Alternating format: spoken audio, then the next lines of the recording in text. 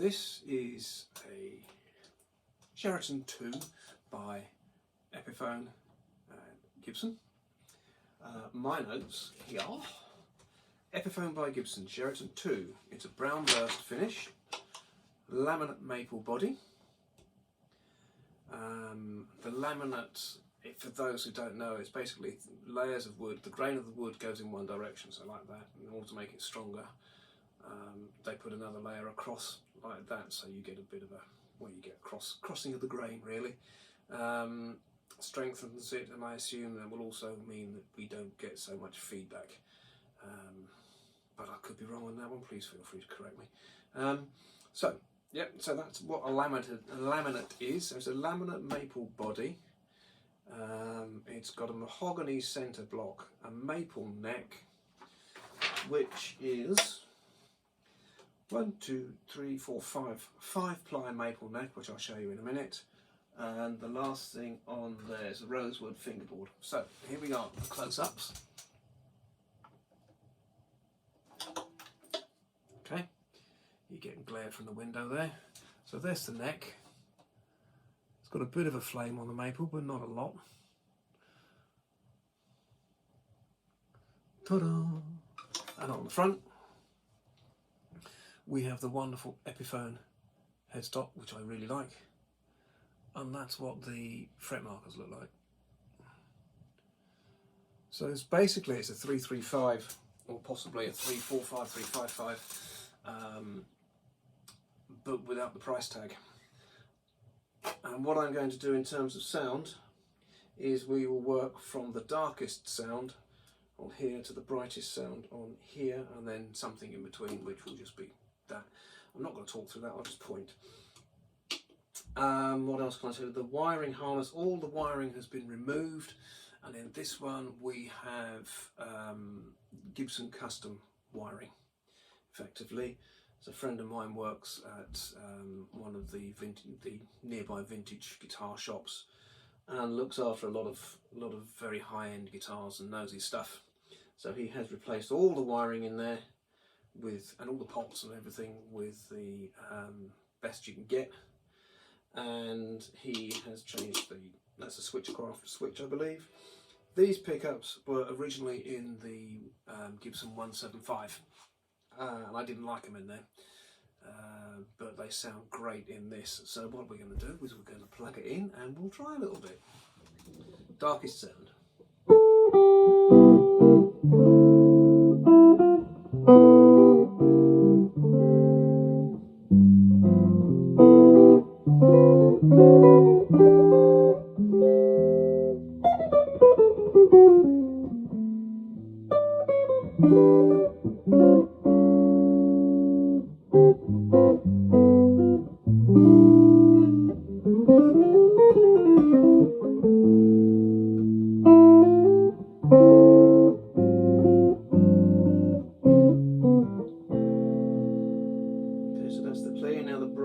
Sound.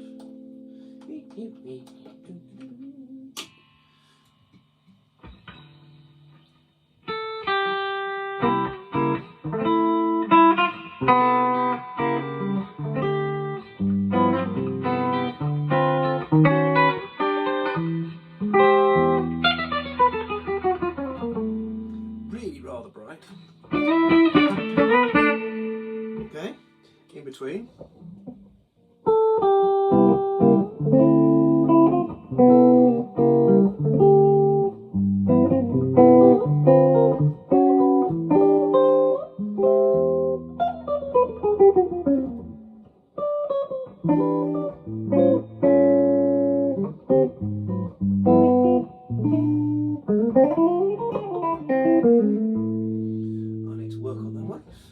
So there we go, so we'll have some drive now. This is going to be loud, he says happily.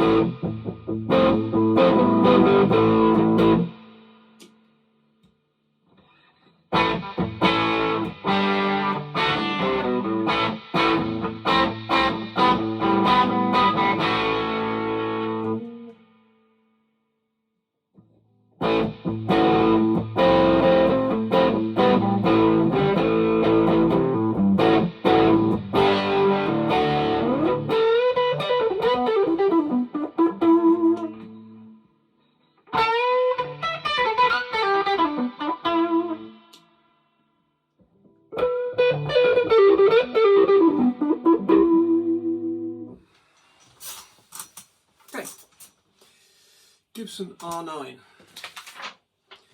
This one, I don't know notes. Right, the R9 is a 1959 replica. It's a one-piece maple body with a one-piece mahogany body with a maple cap, mahogany neck, rosewood board. So here we go. One-piece body, mahogany neck, yeah, very dark rosewood board. Don't know if you can see it here, but this one's got a really nice flame on it. I've never been a fan of Les Pauls, I've always found them muddy. But when I bought this one, headstock, there you go. When I bought this one, I'd gone into the shop for a nice jazz box that I'd seen and played that, didn't like it. And I thought, while I was there, well, let's see what else there is. And so I picked this up and went, oh, this is nice. And it's very different. There's not a lot you can do with the pickups. Like all guitars, they're all different, even if they come off the factory floor one after the other. What can I say?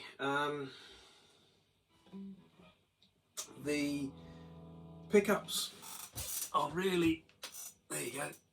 I can't take them down any further than that because they'll fall out. They can't go up any further than that because they'll interfere with the strings. It's strung over the bridge, over the tailpiece.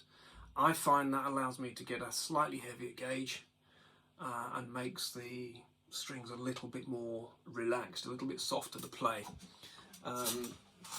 These are 11s, I think, and they're round wound and on the Epiphone Sheraton, which sounds very similar to this, I think, but then you'll hear differently. They were flats, flat wound tomastic in felt, my favourites. So we're going to do the same as last time. This one's got a little bit of dirt stuck in here, which is great. I don't want anyone to clean that out because it does something very slightly different to the sound, which is wonderful for me. Anyway, we're going to go from the darkest to the brightest and then something in between, and I'm going to point. So, same amp settings, with apologies to the family for the noise. Really dark.